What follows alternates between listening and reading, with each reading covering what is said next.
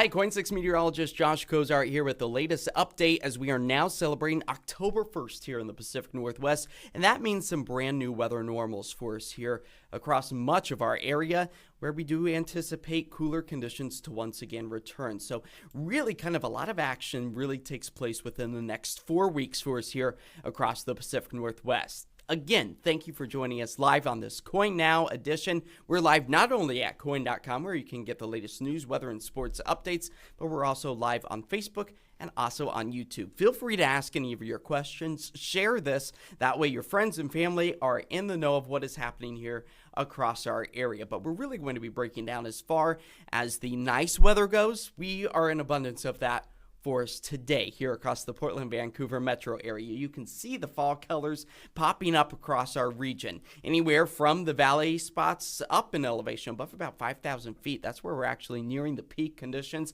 But I got to bring in the live view right now just below me.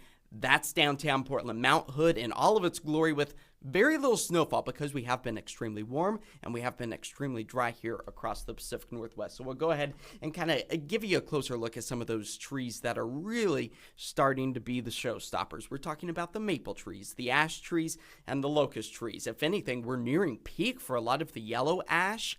That's where we have seen a lot of those leaves actually start to drop. I would anticipate maybe another week or two of those to enjoy. So if you know your trees or maybe a little unfamiliar, it's going to be those bright yellow ones. Just the same with the locust trees. Those are the smaller leaves that we're really starting to see drop and also give us those vibrant yellow shades of color. Now it's the oak trees. They're still really green. I've seen a few downtown that maybe there's a pocket or so here and there. So charge up your camera. Get it ready to go because we are expecting to see really a burst of color within the next several weeks, especially if you go up over the high terrain of the Cascades. Over the next week or so, we anticipate to near the peak conditions for, say, the Three Sisters area, out towards the eastern sections of Lane County. Just the same for the Mount Hood territory. Expecting to see a lot of those maple trees, the big leaf maples, and also a lot of the vine maples starting to shade their or give up their green shade of color to transition to those yellows, oranges, and reds that we get to see pop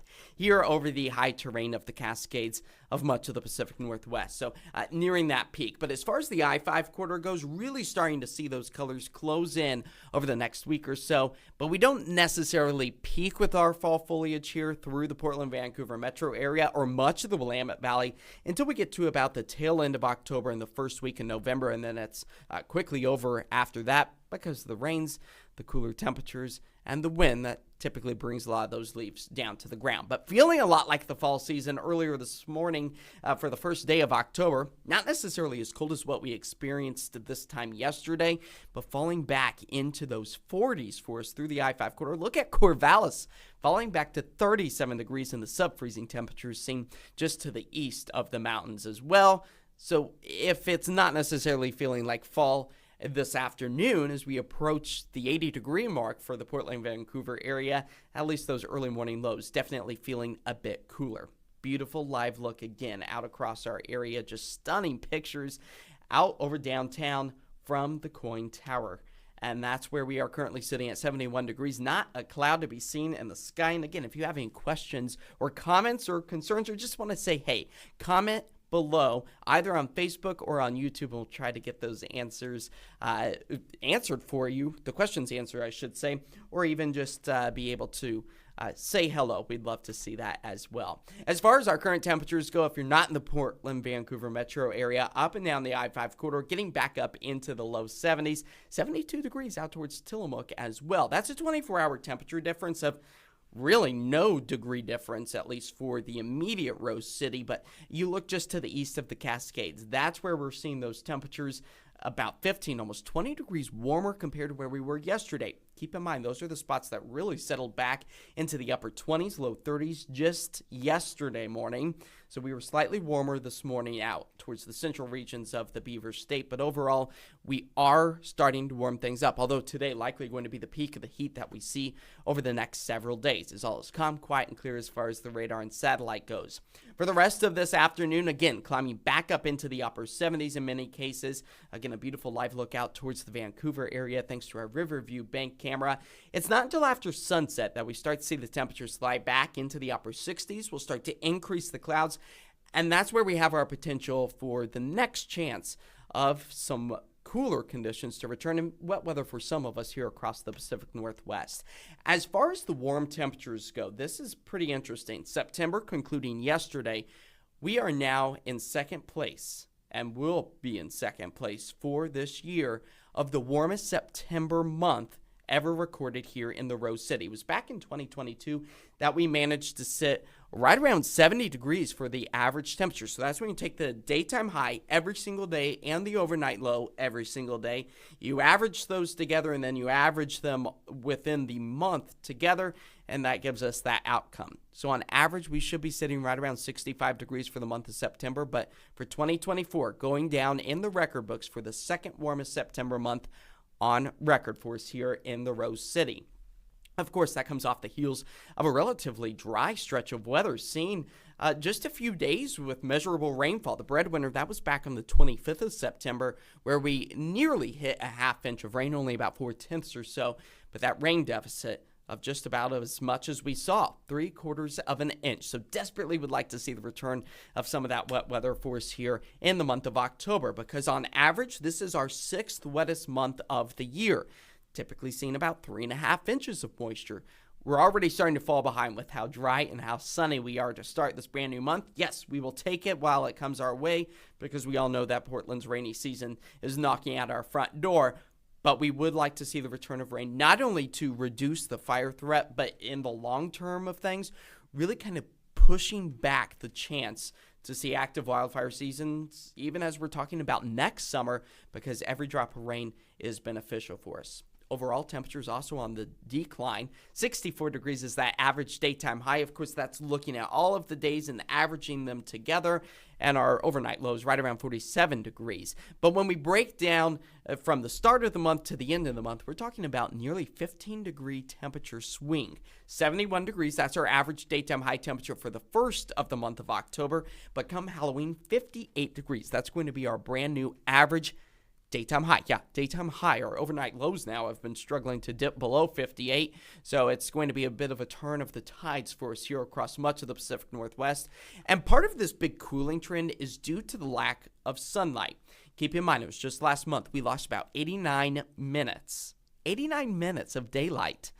This month, expected to lose about 91 minutes of daylight for us here across the Portland-Vancouver metro area. You travel a little bit further south in places like Central Oregon, that's where we're losing closer to about 85 minutes of daylight. But nonetheless, that is a big swing where our temperature, or I should say our sunset now, 6:49 tonight.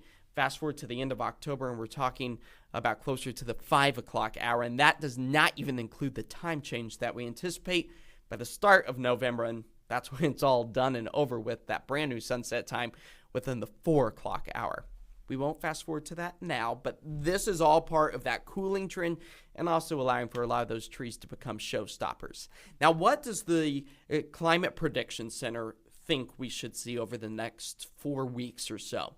Anticipating for much of the Pacific Northwest, much of the western half of the country, to be sitting slightly warmer than what we would typically see. So that 58 degrees come Halloween for the average daytime high, hey, maybe a tack on a degree or two. That's what this map in particular is showing us. But maybe not, because this doesn't break down the variability of seeing maybe some noise is what we call it in the data, where it could potentially dip back to, say, a daytime high of only 50 degrees come Halloween. That would put us well below the average of 58. That's just kind of the sweet spot, the center point of the extreme highs and the extreme lows that we can see with about a 10 to 20 degree range. That's what we're talking about, but likely going to be sitting on that higher end of things as we move our way through, say, the next 4 weeks.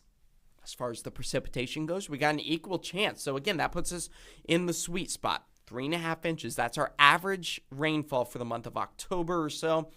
We have equal opportunity to see slightly greater or slightly lower. So again, that average of 3.5 inches is a good indicator of where we could potentially fall, and that's good news for us. You travel just a little bit further to the east, the southeast corner of our state, that's where we could potentially be seeing those drier than normal conditions. All right, let's talk about the rain chances that are actually starting to move through our area. This is where you need to get those questions ready to go, and we'll break down exactly who could potentially actually see that wet weather. Of course, if you're watching this after we're live, I'll try to go back and answer some of those questions for you as well.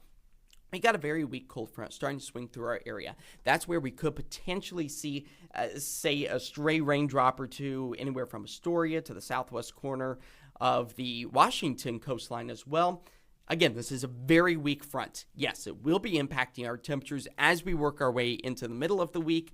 Cloud coverage, not so much, and you'll see that as we time everything out with the futurecast. But this is a snapshot of about 6 o'clock tonight. We're still sunny through the Willamette Valley, but increasing that cloud coverage this afternoon along the coast and likely going to be picking up on a few of those raindrops. You'll notice how it just kind of skips over us. I'll backtrack it just a little bit so we can really time it out.